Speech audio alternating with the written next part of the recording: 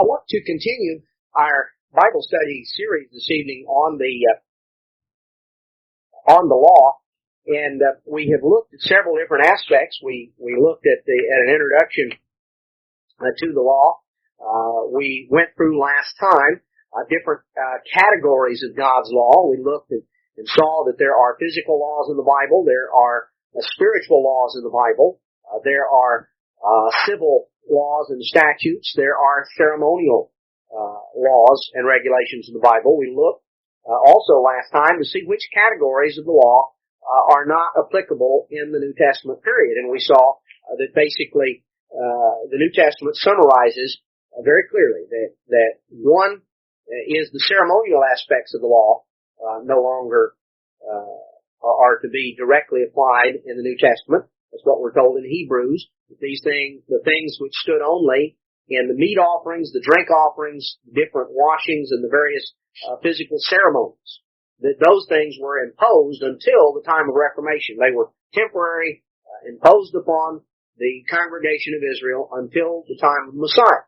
That's one category of law. We saw in Hebrews, that's in Hebrews 9. In Hebrews 7, we saw that there was a change of the law regarding the priesthood, and that was specifically spelled out, that the laws pertaining to the priesthood of Aaron, and all the things connected with that in terms of to whom goes the tithe and all of the specific regulations relating to the priesthood, there's a change of the law regarding the priesthood because there's a change of the priesthood. We're under today the Melchizedek priesthood, which is Jesus Christ. And so that was the second category of laws that were changed. And the third category of laws were spelled out there in 1 Corinthians by the Apostle Paul, or rather 2 Corinthians, that the administration of death, that we no longer administer the death penalty, that we are under the administration of the Spirit, and it is a different civil administration. So we see that there are really only three categories of laws that do not apply in a very direct way. We also saw Jesus Christ came to magnify the law and to emphasize the spirit and intent of the law, which brings us to part of what I want to cover this evening, which is the difference in approach between regarding the law in the New Testament and the way the law came to be regarded among the Jews. When people read the New Testament, and they read the gospel encounters that Christ had with the Pharisees, there are those who come away with the idea that somehow Christ was against the law. The Pharisees were upholding the law, and Christ was doing away with the law. And that, of course, is not the case at all. Jesus said very clearly, very plainly in Matthew chapter 5, we had seen this at the beginning of the Bible study series, Matthew 5:17, "Think not that I am come to destroy the law or the prophets. I am not come to destroy, but to fulfill, to fill it up to the full."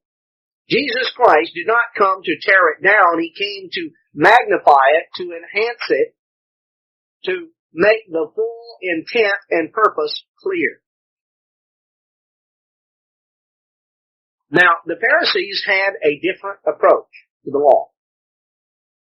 Their approach, let's just notice their approach summed up by Christ in Matthew 23. Matthew 23, verse 1, "Then spoke Jesus to the multitude and to his disciples, saying, The scribes and the Pharisees sit in Moses' seat. They sat in the seat of judgment. All therefore whatsoever they bid you observe, that observe and do, but do not you after their works, for they say and do not. For they bind heavy burdens and grievous to be borne, and lay them on men's shoulders. But they themselves will not move them with one of their fingers. Their works they do to be seen of men." And he talks about their approach. Their approach to the law was based on outward show. Christ was not attacking in any way or undermining the law that God gave in the Old Testament, because who was the God of the Old Testament? Jesus Christ, we're told very clearly in 1 Corinthians,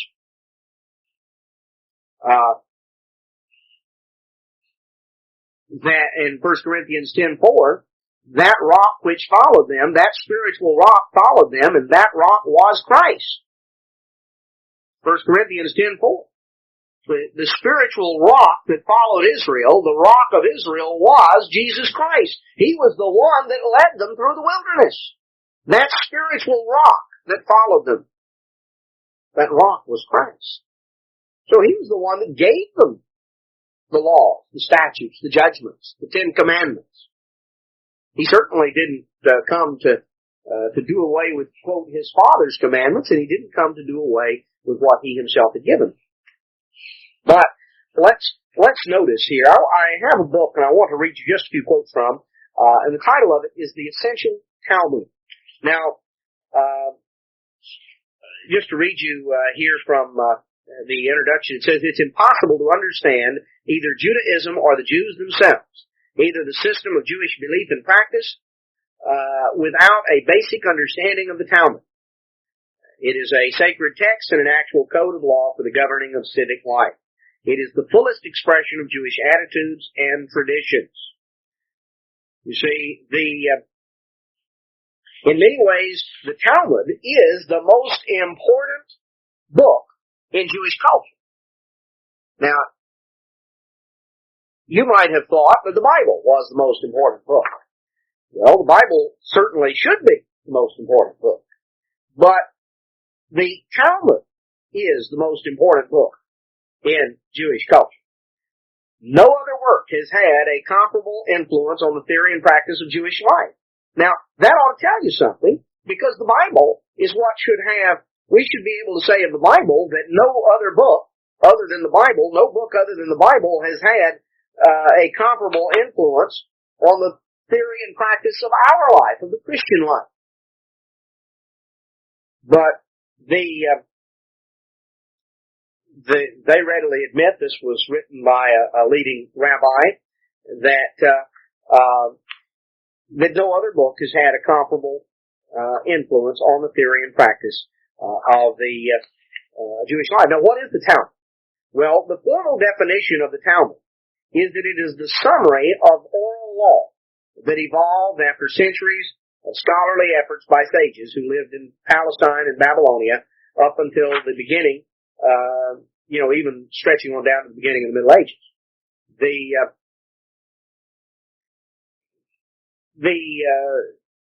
What it really amounts to is it is a repository of the oral law. And the Jews regarded the oral law, now I say the Jews, the Pharisees regarded the oral law as just as significant as the written law. It goes through and deals with all sorts of things, and the point is that much of what is brought out in the Talmud, and I may share a few excerpts of it from you with you, are the things that Jesus Christ was addressing and dealing with when He dealt with the Pharisees. The problem, what Jesus Christ expressed, was not a disagreement with the laws of the Bible and the Old Testament. But you see, the Pharisees had bound heavy burdens grievous to be borne. Their approach to the law was to invent all sorts of human ideas of do's and don'ts that you can't find if you just read the Bible. But they came up with ideas that in their mind carried the law further out. And they gradually developed it. It was something that developed over a period of time. You see, Jesus over and over told them that they were in reality willing to lay aside the law of God so that they may keep their own traditions. In Mark chapter 7,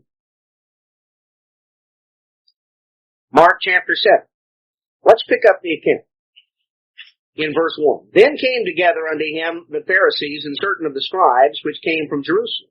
And when they saw some of his disciples eat bread with defiled, that is to say, with unwashen hands, they found fault. Now, in my Bible, the word defiled in verse 2 is a little number 4. And in the margin it says, or common. They saw the disciples eat bread with common hands, or unwashed hands, defiled hands. Now, what did they mean by that? Was the problem the fact that they said, people want to wash their hands before they eat? No. They had made a tradition, as we're going to see, that had to do with a particular manner of washing hands. Their problem was that you may have come in contact with something that was ceremonially unclean, particularly you may have brushed against a Gentile. And so your hands had to be washed because this would somehow condemn any of the food.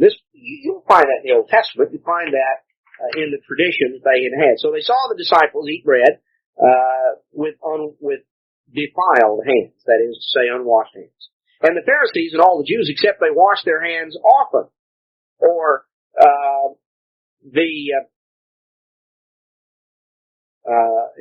again, in little number 5, out by the word oft in my Bible, and in the margin it says, or diligently, in the original, with the fists, up to the elbow. That's what it literally means.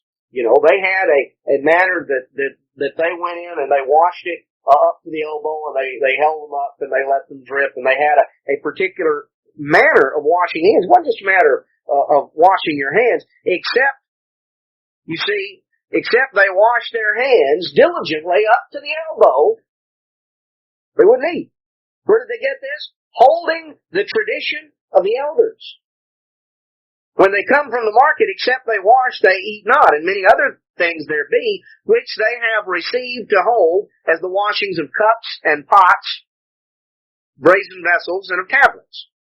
Then the Pharisees and the scribes asked him, why walk not your disciples according to the tradition of the elders, but eat bread with unwashed hands? And he said, well, as Isaiah prophesied of you hypocrites, as it is written, this people honors me with their lips, but their heart is far from me. Howbeit in vain do they worship me, teaching for doctrines the commandments of men. For laying aside the commandment of God, you hold the tradition of men, as the washing of pots and cups and many other such like things you do.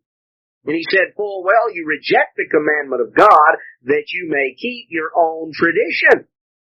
Oh, the problem was that they elevated tradition above God's law. They elevated the tradition above God's law, and they came up with all sorts of things that were there. Let me just read you a little bit here concerning a couple of things. Let me read you a little bit concerning the Sabbath. Again, I'm reading from this Jewish publication, the Essential Talmud. The basic view of the Sabbath as a day of rest appears very simple, but it arouses a number of problems when put into practice. Oh, first and foremost, it is necessary to establish the definition of labor.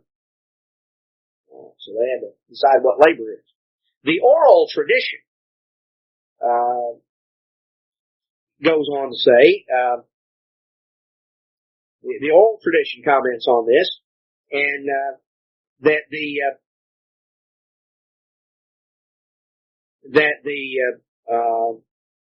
statement in the Bible is said, well, the prohibition is not related to the definition of labor or to the payment of money, but to the injunction to refrain from acts of deliberate creation in the physical world. Children of Israel are called upon to refrain from creative work on this day. So then they went on and said that they looked at the tabernacle, since that they weren't to work on the tabernacle. That was specifically forbidden. And so they analyzed the categories of basic activity carried out during the construction of the tabernacle and summed up a list of 39 basic labors, prototypes of the work forbidden and permitted on the Sabbath. Each of these 39 basic categories of labor has its offspring, and that different in detail. So it says, for instance, they came to the conclusion that writing is forbidden on the Sabbath. What are the significant limits of writing? They decided that 2 letters constituted a significant unit, so that the writing of more than 1 letter would be regarded as work in the fullest sense of the word.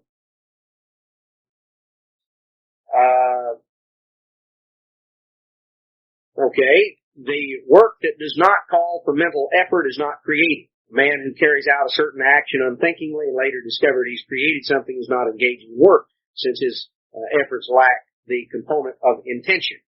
And so various ways of doing that, so they came to the conclusion that, according to one rabbi, that a man who intended to pick a certain bunch of grapes and picked another bunch instead had not been truly working, even if as far as he was concerned there was no practical difference between them.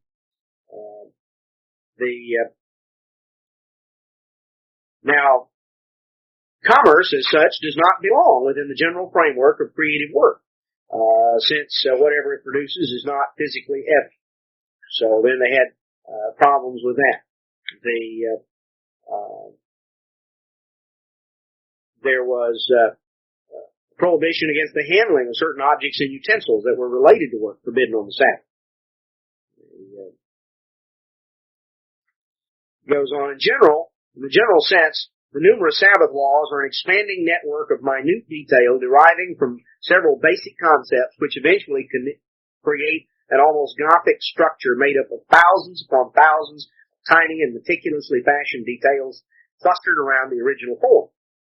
Now, the point is, what Jesus Christ was commenting on in the New Testament was not downplaying the importance of keeping the Sabbath. What he was commenting upon was the thousands upon thousands of tiny, meticulously fashioned details that were the tradition of the elders that did not constitute that. You get into all sorts of things.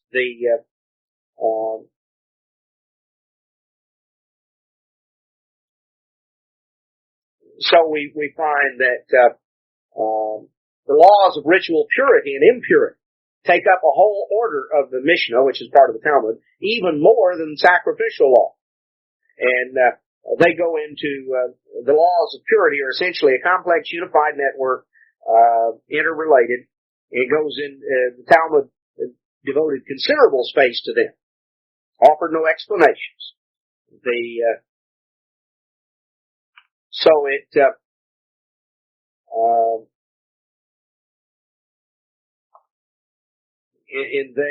manage to, well, to show you the extreme that they go to on some of these things.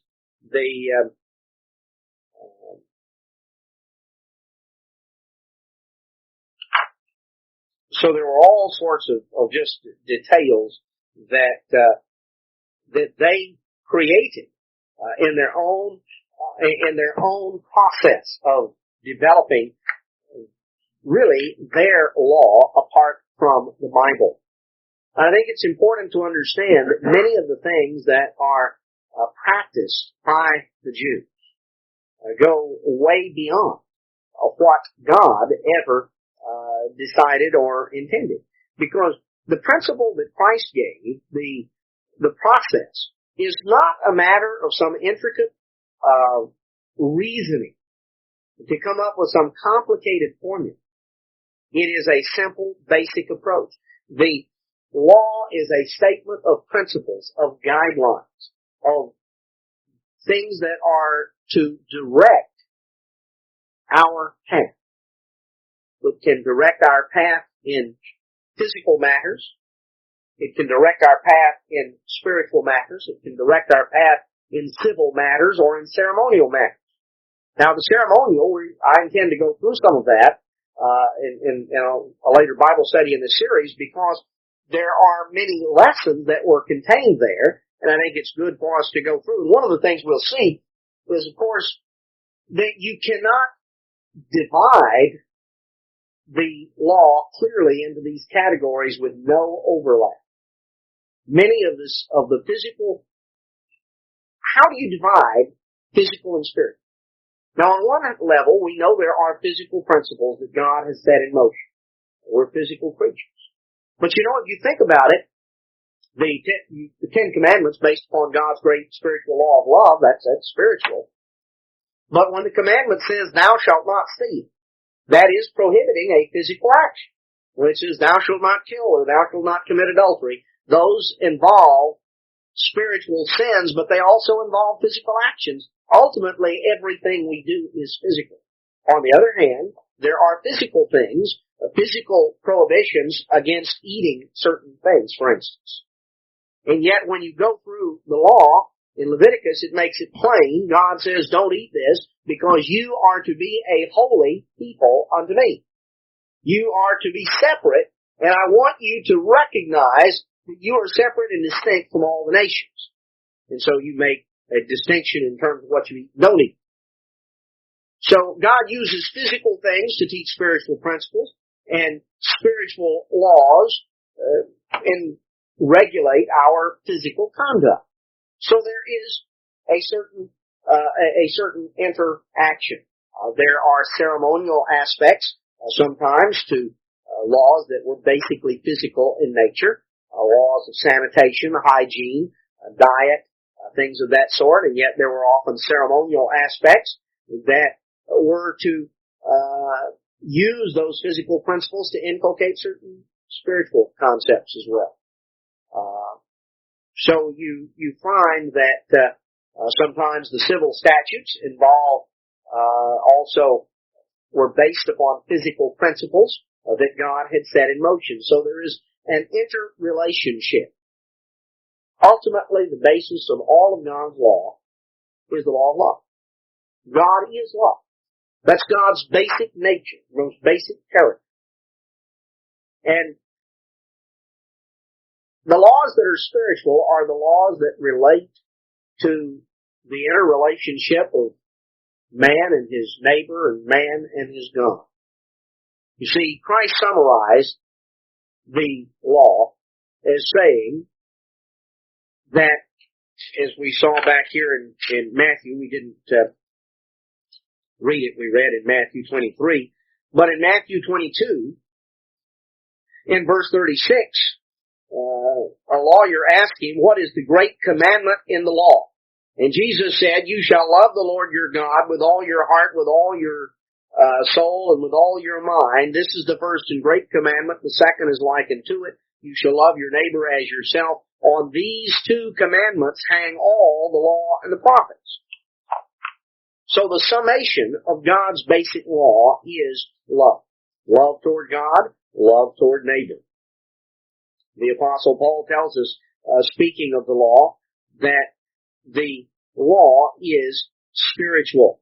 That he tells us that in Romans chapter 7 and verse 12, that the law is holy, the commandment is holy and just and good. In verse 14 of Romans 7, he says, we know the law is spiritual. In verse 22, he calls it the law of God. He says, I delight in the law of God after the inward man. So, the law is spiritual. There is a great spiritual law of love toward God and love toward neighbor. And ultimately, the principles of God's law, the detailed principles of God's law, are an amplification of how you express love toward God and how you express love toward neighbor. You see, even the ceremonial laws were to teach them lessons about a relationship with God, which involves love toward God. Even the civil statutes were to teach them and to regulate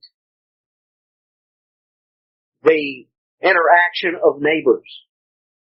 The way that, because when you get even down to regulating property and regulating crime and punishment, you're regulating the way that neighbors deal with one another. There was an application given to a civil nation, given to a carnal nation, not being called to repentance and conversion, but there again, was that principle. Even the physical laws, have a certain, application or connection. Now we say physical laws because we recognize that God is the great lawgiver. That there are principles of cause and effect. There are things that are designed to work and function in a particular way, and things that are designed not to work and function in another way. When we are introduced, for instance, back in the book of Genesis to the time of the flood and to Noah and the instructions that God gave Noah, he told Noah in Genesis chapter 6, verse 19, of every living thing of all flesh, 2 of every sort shall you bring on the ark to keep them alive, the male and his female. Of fowls after their kind, the creeping thing, 2 of every sort. And you shall take unto you of all food that is eaten, and it is to be this. So he was commanded to make this ark. And coming on down in chapter 7, verse 2, of every clean beast, you shall take to you by sevens, the male and female, and his female. And of beasts that are not clean, by 2, the male and his female. The fowls also of the air, by sevens, the male and his female, to keep the seed alive upon the face of all the earth. Now, what do we find? We find that there was a knowledge of clean and unclean all the way back at the time of Noah. Moses did not invent clean and unclean. There was a distinction of clean and unclean meats before the ceremonial law, before the priesthood of Aaron was ever developed. There were principles that God had established from creation. God is the creator. He designed certain things for certain functions. Now God could have very easily made all animal flesh good to eat. He could have made, he could have made animals like plants. Basically, if it tastes good, it's, okay to eat it. And if it, usually the things that, have people, God doesn't give you a list of plants in the Bible that are unclean plants, yet, we know certainly that there are plants that aren't good to eat. A person wouldn't go out and make a salad out of poison ivy leaves, at least not, more than once probably. There's a very immediate effect. So people know that, they stay clear of it. The point is, God did not make animal flesh in quite that way. If He did, then, most of the population of, the world, and certainly most of the population of this part of the country, would have, all of us probably sitting here, myself included, I think back some of the things I ate growing up and go out in the woods and if, you could kill it and bring it home, well, eat it. And, you think about some of those things and just is sort of revolting when you consider what you used to put in your mouth. But, we thought it was okay. And you know what? I didn't keel over dead when I ate catfish or pig or squirrel mulligan stew or whatever it was. Any of the various things, and I can think of a few worse than some of those, if you categorize some as being worse than the others. The point is, God gave us instruction. Now, God could have made it to where either all flesh was fine to eat, or there was some obvious physical distinction so much that you take one bite and you spit it out and say, oh, that's horrible, that's got to be poison, There's certain vegetation is that way, all somebody's got to do is try to take a bite of it and find out, the animals don't even eat that. You steer clear of it. But God did not choose to do it that way. Now, He did design certain animals to be consumed and others not to. But we are dependent on the instructions God gives us. Now, when we look at those instructions, there are some things we can figure out. If you know some of these things are not fit to eat, and you begin to do some research and some study into it, you can find that there are certain problems and certain complications with it. There are certain diseases that come as a result of certain unclean animals. There are certain health problems that are connected to the eating of blood and fat. But, how much various sausages and boudin and things like that have people eaten, and, at least temporarily, they survive to tell the tale. Loaded up with all the things God says don't put in there. It's almost like somebody went through, got a list of the things they weren't supposed to put in, and dumped all that. But God has regulated it so that we're forced to make a distinction between the clean and the unclean in life, and that we are continually coming in contact with both, and we're having to choose one and reject the other. Now, they're physical matters, but God has designed it that way to also teach us a spiritual point. That as we go through life, we're continually coming in contact with clean and unclean. Clean and unclean actions, clean and unclean thoughts. We are being trained that we need to be conscious of always in every facet of our life making a distinction between the clean and the unclean. Rejecting the unclean, choosing the clean. God designed it that way. It would have been very simple, if you're creating a God could have given every mammal the digestive system of a cow. Why couldn't the catfish have had the same digestive system of a bass or a perch? Well, they don't. Why did God do it? Why did He make that distinction? Well, He chose to, and He chose to put us in that situation. Now let's look at some of the physical laws. Let's look, for instance, at the laws of clean and unclean meats. We go back to Leviticus chapter 11. Leviticus 11 and Deuteronomy 14. We have the regulation. I have, by the way, and any of you are welcome to it, a listing of biblically clean fish. Usually the question comes up with fish more frequently than it comes up with other animals, because most of the others are fairly simple. Most of the time when you get fish, unless there's something you catch locally, if you buy them, you don't know whether they had scales or fins or what. So if any of you would like this, I have a listing here of clean and unclean fish, or of the clean fish.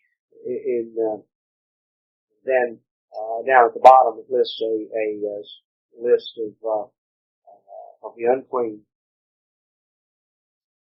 of the unclean fish. In Leviticus 11, in verse 2, speak unto the children of Israel, saying, these are the beasts that you may eat among all the beasts that are on the earth. Whatsoever parts the hoof, and is cloven-footed, and chews the cud among the beasts, that shall you eat. So, very simple. Divides the hoof and chews the cud. Then he specifically spells out, these shall you not eat. Because some of them chew the cud, but they don't divide the hoof, and some of them divide the hoof, but don't chew the cud. And so it spells out various animals here, including the camel, or the coney, or the little rock badger, the hare or rabbit, the pig, and it just spells some out that they were familiar with. And it says in verse 8, of their flesh shall you not eat, and their carcass shall you not touch. they are unclean to you. In verse 9, these shall you eat of all that are in the waters. Whatsoever has fins and scales in the waters, in the seas and in the rivers, them shall you eat. All that have not fins and scales, of all that move in the waters, shall be an abomination. And you're not to eat their flesh. You shall have their carcasses an abomination. Verse 11, whatsoever has no fins nor scales in the waters, that shall be an abomination to you. So he goes through. He does not give a detailed listing. He simply says fins and scales. And this listing goes through that. And then these are they which you shall have an abomination among the fowls. They shall not be eaten. And it goes through and lists various ones: the eagle, the vulture, the raven, the owl, the nighthawk, the various kinds of owls and things of this sort. And we find that there were there's basically a listing of the things not to eat. And from that, of course, we deduce the others that are available to eat, such as the chicken, the duck, the turkey, the goose, the various birds that are mentioned even elsewhere as being utilized in sacrifices. These various categories of birds. Birds generally aren't as much of a problem. There are obviously some of these birds here that these are not, let's say, the things that are normally eaten by most here. That and then there were even certain creeping things of the locust or grasshopper family, a certain type that were also permissible. And it says in verse 24, for these you shall be unclean. Whosoever touches the carcass of them shall be unclean until the evening. Whosoever bears any of the carcass of them shall wash his clothes and be unclean until the evening. Now, again, the principle here are physical principles of health. God set certain animals, and you find a dead one, well, it died of something. And so here are physical principles. Here are physical laws. God says you go out and you touch something like that, you've gotten it on you, you need to wash. Now, we tend to take some of these things for granted because we live in a society where water is rather plentiful, and it's a fairly simple matter to throw something in the washing machine. But if you had to carry water from a distance in a bucket or a pot, and you had to go down to the creek and wash your clothes, the tendency would be to sort of skimp on washing clothes and taking baths. And some of us remember when we didn't have running water, and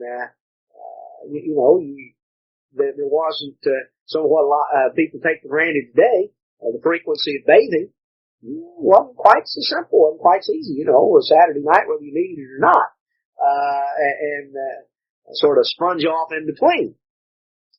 Clothes were not as frequently washed. If you got to take them out and boil them in the old wash pot, you got to use a scrub board and Eagle Eye soap, and that becomes quite a chore. And the point that I'm making is that we take for granted many of these principles that are spelled out here. God spelled them out. They were matters of physical health. They were matters of sanitation. They were matters of hygiene. God spelled them out. He says you're unclean. It just means you're dirty. You're unclean. You need to clean up until you come before you come back in. Speaking there of the camp, and there were also restrictions that were there. It wasn't a crime to touch these animals. He just said you're unclean. You need to wash. You need to clean up. You need to wash your clothes. And that when you come in contact with these things, you need to be washed. And so he goes through, and goes into all of the great distinction in verse 29. These shall also be unclean unto you among the creeping things that creep on the earth: the weasel, the mouse, the tortoise. Verse 30, the ferret, the chameleon, the lizard, the snail, the mole. These are unclean unto you among all that creep. Whosoever does touch them, when they be dead, shall be unclean until the evening. And upon whatsoever any of them, when they are dead, does fall, it shall be unclean. And whether it be a vessel or of wood or raiment or skin or sap or whatever vessel it is, it's unclean. It must be put in the water. It shall be unclean until the evening, so shall it be cleansed. In an earthen vessel where any of them fall, it is unclean and you break it. You know, if it was cloth or if it was metal, you could take it out and scrub it and wash it, and it was fine. What would happen if you had a earthen pottery? You know, the porous. You ever seen porous pottery vessels? You know, the kind that a lot of times you get in Mexico or something of that sort. They often use that in cooking. What happens if you find something crawled up in there and die? What do you do with it? I said, don't take it down and wash it, just break it. You know, and they were fairly simple to replace. You know, big deal, but there's no way you can really cleanse something like that. He didn't go through and explain to them all about germs and bacteria, but if something crawled up in there and died, you couldn't scrub it, you couldn't get it clean because it's porous and it just, you know, it would contaminate whatever came into it later. You may get sick, you may not, but God says, look, that's unclean. It can't be scrubbed out. In a way that if you had something of iron or even something cloth or any of the other things that he mentioned here, that could be clean. And, so he talks about, these things, in verse 35, the ovens or ranges for pots, broken down. That's again talking about the ovens that they used were normally clay ovens. You know, that they constructed, they still often use them in the Middle East. They're simply sun-dried, clay. They were utilized, that's what they put the bread on and things like that. He says, if something unclean gets in there and comes in contact with it, you just break it and get you another. Make you another. That does not, from a practical standpoint, most of this doesn't apply to most of us because that's not what we normally use cooking. You know, we tend to use glass and porcelain and metal and things of that sort to cook in. So those things it's permissible simply to wash, as was spelled out up here a little earlier. But the things that were clay. And he talks about that, you know, water, for instance, you know, a fountain or a pit, verse 36, if there's plenty of water, it'll be clean. That which touches their carcass should be unclean. In other words, if you found some dead animal down here in the pool, you don't drink the water that's in the pool. But if it's a running spring, well, it hasn't contaminated the source of the spring. So God gave them instructions relating to hygiene, relating to sanitation. He says if it's fallen among sowing seed, you know, that's okay. You can go ahead and plant the seed. That hasn't hurt the seed. So he goes through and gives detailed instructions. And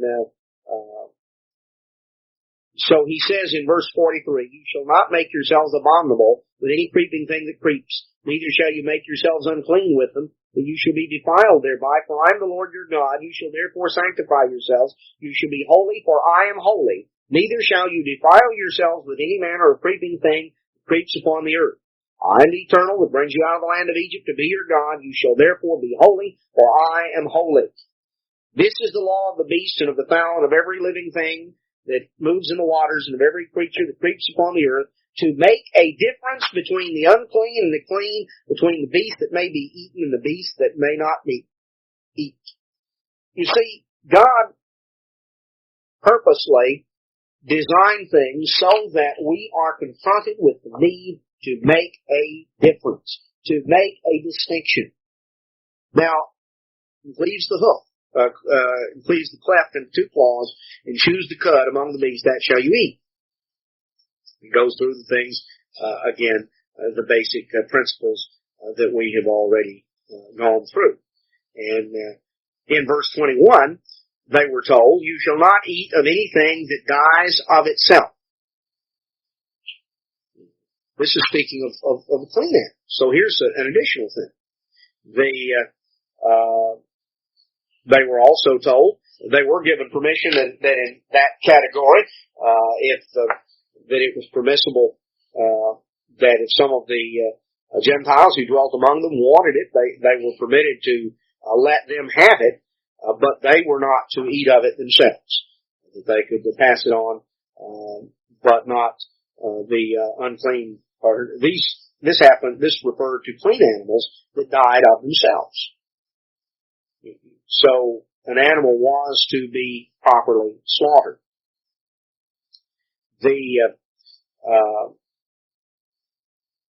Now, as we come on here, we find that there are more instructions. We find clean and unclean meats. Let's go back to Leviticus chapter 17. Let's put together various clean and various laws relating physical laws of clean and unclean in terms of food that we're to eat. Leviticus 17 in verse 10, it says, whatsoever man there be of the house of Israel or of the strangers that sojourn among you that eats any manner of blood, I will even set my face against that soul that eats blood and will cut him off from among his people. The life of the flesh is in the blood. I've given it to you upon the altar to make an atonement for your souls. It is the blood that makes an atonement. No soul shall eat blood, neither shall any stranger that sojourns among you eat blood. So,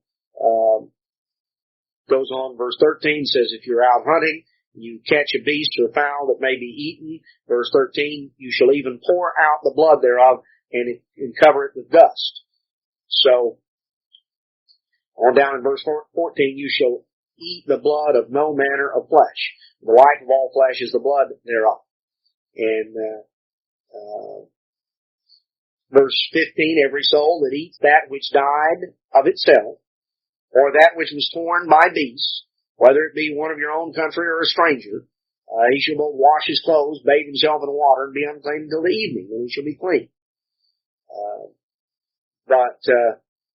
So they were not to eat something that had died of itself, or something that had been, they'd come upon, that had been killed by animals.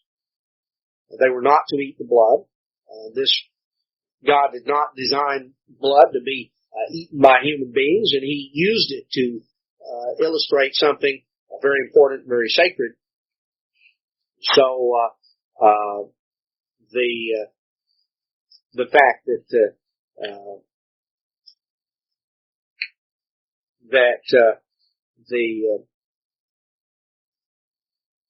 the blood was not to be consumed. Now, also there are other principles that relate in there as well. That when you come to the matter of fat, back in Leviticus chapter 7.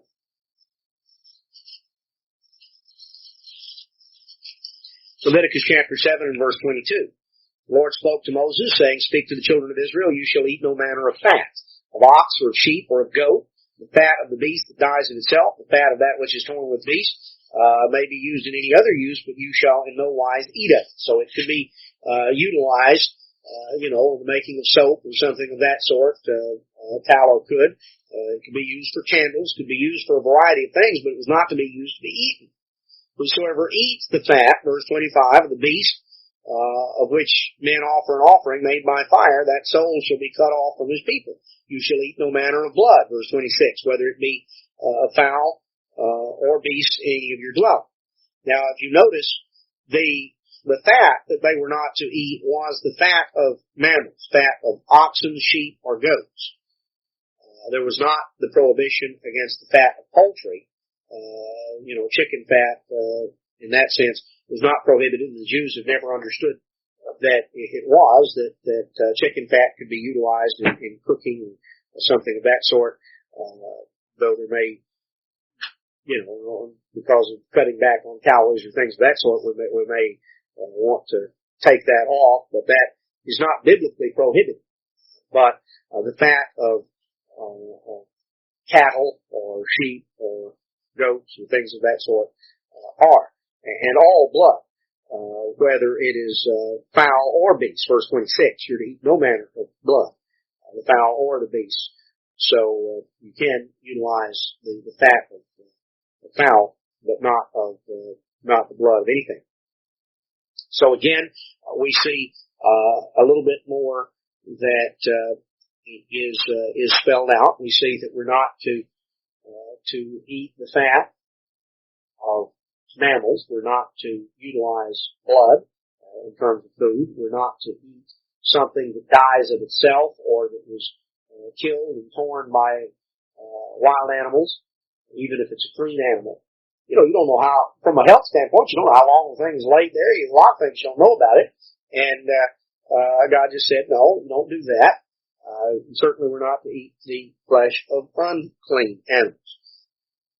Now let's go on a little further. There are other laws concerning sanitation and cleanliness that we find particularly we find many of them here in the book of Deuteronomy, coming on back in chapter 12, laws pertaining to motherhood. Now, we find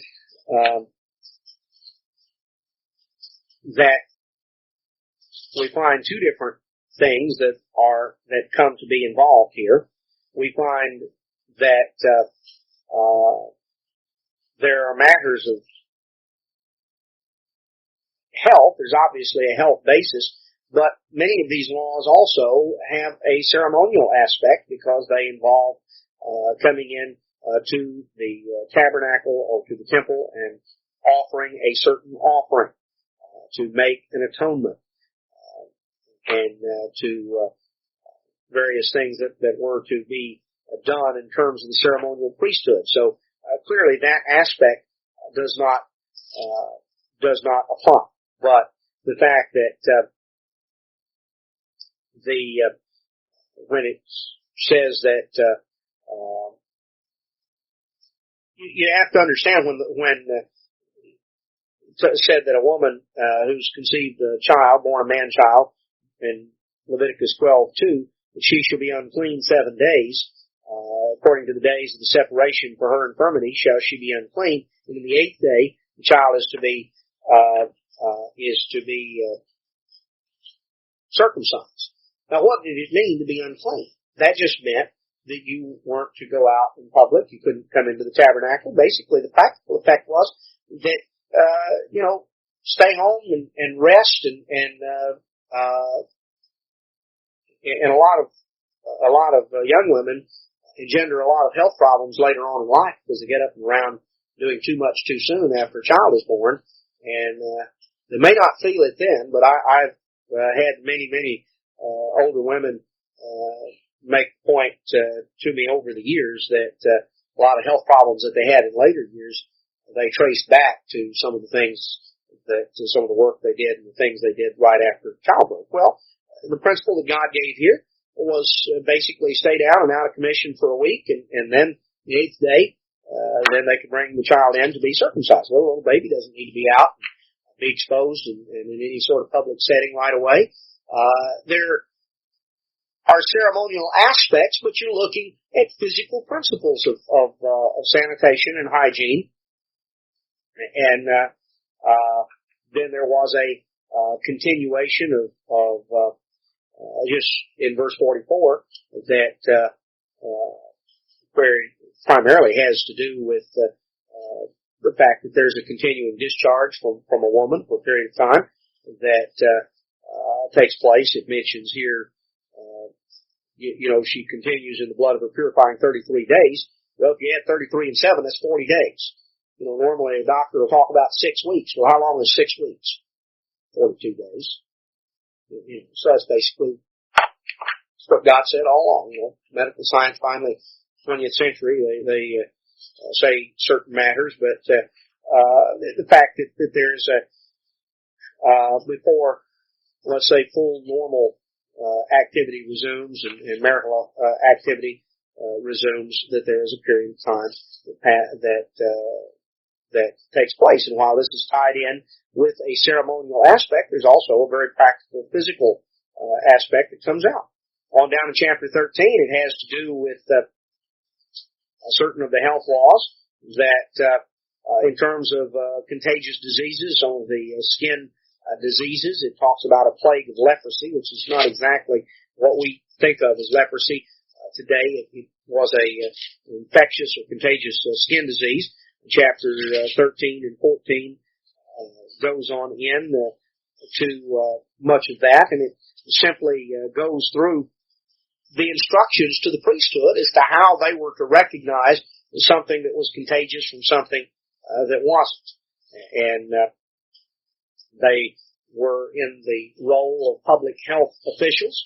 And again, this is something that we don't have a Levitical priesthood that's functioning, but just here were principles that they were given based on, physical laws. The priest, verse 3 of Leviticus 13, was to look on the plague in the skin of the flesh. And when the hair in the plague is turned white, and the plague in sight be deeper than the skin of the flesh, it is the plague of leprosy. This is something that is serious, when it is coming in, that the flesh is appearing to rot away and the hair is changing color. If that, it goes on in verse 4, if the bright spot be white in the skin of the flesh, but it's not deeper than the skin, it's not something that is eating away at the skin, and the hair is not turned white, then the priest keeps him in quarantine for 7 days and checks it over again. And the basic principle that God gave Israel in terms of health laws were laws of sanitation and hygiene and quarantine. Somebody appears to have an infectious disease, you keep them isolated until you know for sure. If somebody comes in contact with something that is contaminated, they are designated as unclean for a period of time. That just means that they are in some level of isolation. They're not free to just come in contact with everything and everyone until the matter is resolved. That when something has become unclean, that it needs to be washed, needs to be cleaned up. That we find that certain kinds of garments that have been contaminated or have talks about certain kinds of mold and certain kinds of things where garments were certain cloth was to be destroyed, was to be burned, because again the tendency of contagion and things to spread. You have to realize that we're looking in a society where water was sometimes a scarce commodity and certainly inconvenient to utilize many times. And so if the details weren't spelled out, people didn't do it. This is what's happening right now in Sudan and many of these areas where they bring them in, they bring the refugee camps, and the Red Cross is feeding them, and they're getting something to eat, but they're still dying because contamination and disease just spreads through everything.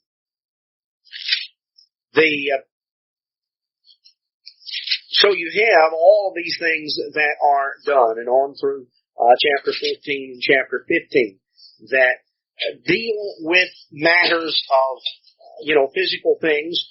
It certainly deals even with the matter of marital relations and the matter of a woman's monthly cycle. That God gave certain prohibitions there, and the specifics that are gone through here in terms of clean and unclean. And there are many different things that relate very clearly to clean and unclean, the things that are not to be not to be utilized. So we find over and over that God lays great emphasis on matters of sanitation, matters of hygiene, and these things these things are there. We find much of this is given in the book of Leviticus. Some of it is also detailed back in the book of Deuteronomy as well, and as to the way that some of these things were to be done. Chapter 23 of the book of Deuteronomy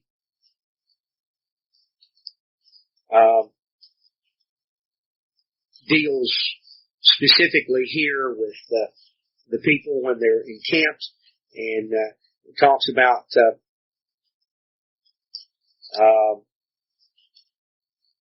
uncleanness in verse 10. If there be among you any man that is not clean by reason of uncleanness, the chance is him by night. He shall go abroad out of the camp. He shall not come within the camp.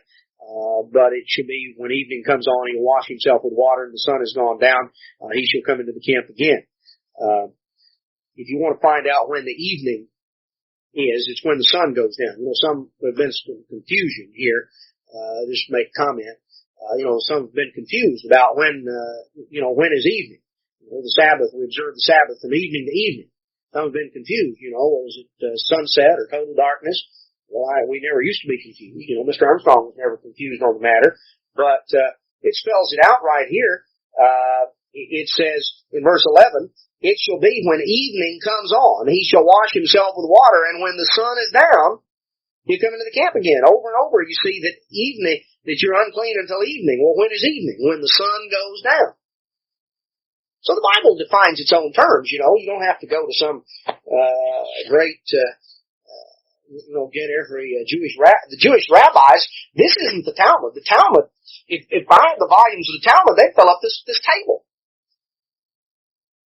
This is just a sort of a little summary of some of the things. That's the kind of stuff that you get from the Jewish rabbis. That's what they've come up with.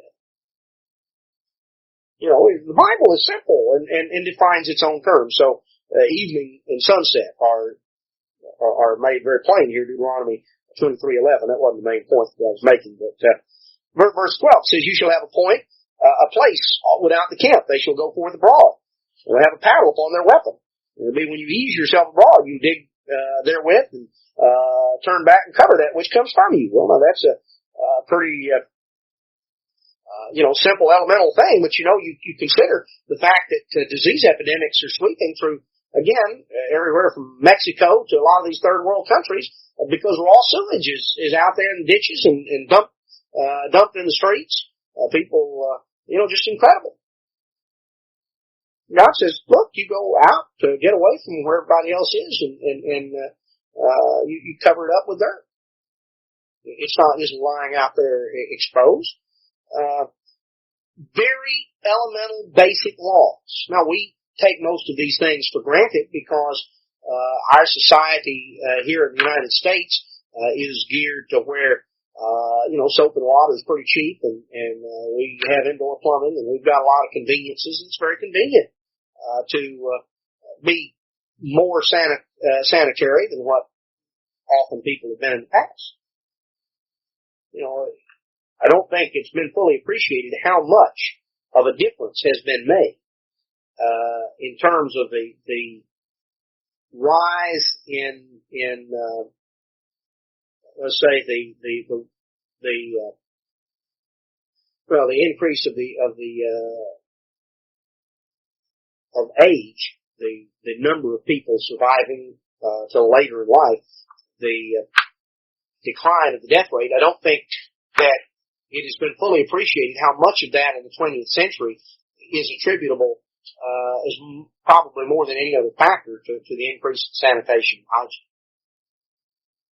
Apart from all of the things that man's medical science has done, just laws of sanitation and hygiene go a long way to reducing just the spread of plagues and infectious diseases. And if you add in the principle of quarantine, you notice that God primarily gave Israel matters. He focused in preventative areas. He focused in on diet, certain things to be eaten, certain things to be avoided. He focused in on sanitation, on being hygienic, being clean in all aspects of life, of bathing, of washing clothes, washing utensils, of when something became unclean, that it had to be cleansed. You realize that one of the greatest problems that existed, this was as late as the 1860s, the American War between the states, that battlefield surgeons would go from one soldier to another, just wiping their knife on their breeches and go on to the next one, and that plague and disease just spread through the camps. That killed far more died of infection than died of the actual wound. Just a lack of sanitation and hygiene. When you go through and you take these principles, you realize that when blood touched something, it became unclean and it had to be washed. If the battlefield physicians of centuries past had just practiced that one principle, think how many lives would have been saved. A lot of these things are very basic, but God reveals physical principles, and some of them are maybe very basic, but particularly the ones about clean and unclean meats, people still don't regard. I mean, maybe the doctor tells people, well, you shouldn't be eating all these fats, bad for your blood pressure, and pork causes various problems and things of that sort. But, people don't pay a whole lot of attention to that. But God gives those principles, various physical laws that are brought out. Now, there are other physical principles as well that come out that also tie in as far as just even the matter of how that let's say the ecology and man's relationship with the environment that is spelled out, and this sort of thing is spelled out and detailed. That we find that, for instance, back in we find some of it here in the book of Deuteronomy, and we find some of it back in Leviticus. That in Deuteronomy 22, in verse 6, says, if a bird's nest chance to be before you in the way, in any tree or in the ground, whether there be young ones or eggs, or the dam sitting upon the young or upon the eggs, you shall not take the dam with the young. You shall in any wise let the dam go and take the young to you. It may be well with you, you may prolong your days. Now, here's a very simple principle of the ecology, that this is talking about the fact that you don't. What, of course, would happen when you come on a bird's nest and you kill the mother bird and you maybe take the eggs or take the young? It wouldn't be long. You don't have any birds. That's if you kill the young and you kill the mother, you're going to wipe out a species. And so here was a tendency of people. God just said, look, you're coming through. Don't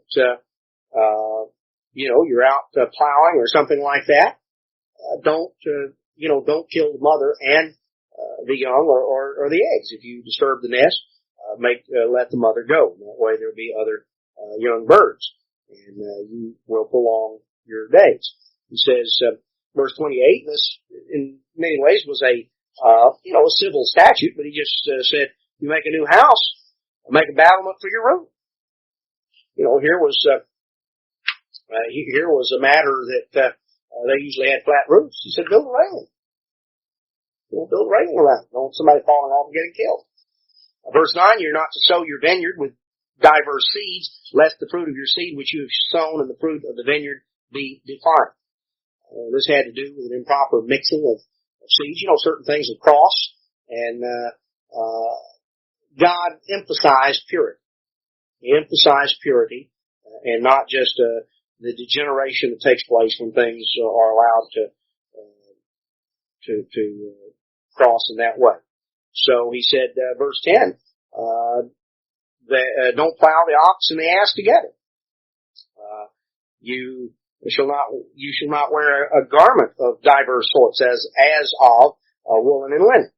Now, woolen and linen have to do with animal and vegetable fiber mixed together. You mix a lot of the synthetics. Normally, the synthetics are made to where they match with and are used with either the vegetable fiber or the animal fiber. Linen or cotton is more commonly used by us as vegetable fiber, and woolen, of course, is an animal fiber. God said, just as a matter of principle here, that was not something that ought to normally be mixed. He emphasized, again, that principle back in Leviticus 19. Verse 19, he says, you shall keep my statutes. You shall not let your cattle gender with a diverse kind. You shall not sow your field with mingled seed, neither shall a garment mingled of linen and woolen come upon you. Well, these were physical matters. There's not certainly the principle of purity that is emphasized. God designed certain things in a certain way, but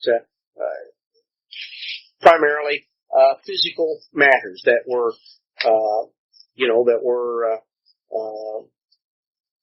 involved.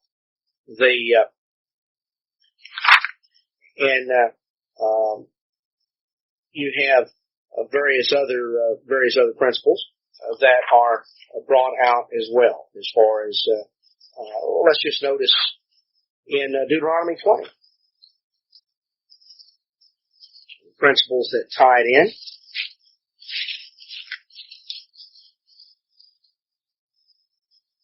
Deuteronomy 20, verse 19. When you shall besiege a city a long time and making war against it, you shall not destroy the trees thereof by forcing an axe against it. That you may eat thereof, and you shall not cut them down. For the tree of the field is man's life, to employ them in the siege. Only the trees which you know, that they be not trees for meat, you shall destroy and cut them down. You shall build bulwarks against the city that makes war with you until it be subdued. So, here, again, God just gave a principle of you going in, even if you're involved in a warfare. You don't just involve yourself in a wanton destruction of the land. You don't just destroy the crops and destroy the trees there. The trees, particularly, takes decades for them to grow and really get on up where they're productive. And to just come in and just cut them down in a wanton way is foolish, and it's destructive of the environment. So, again, many of these physical principles, some of it carries through in terms of civil regulation, in terms of ceremonial regulation, and in terms of in their even spiritual overtones on many of these things. It's not simply a matter of being able to it's not simply a matter of being able to go through and clearly divide out or make a distinction between all the various categories of law. But the point is that God orders His creation. God is the creator and He orders His creation. And so He set in motion laws of the way things ought to function. And some of those simply apply to the physical environment around us.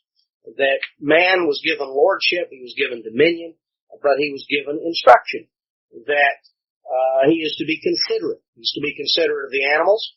That we'll cover some of these later in civil statutes, but he was told that if he saw an animal that even if it belonged to his neighbor that was hurt or injured or stuck in a ditch or something, he was to get it out. He was to show consideration to the animals. He was to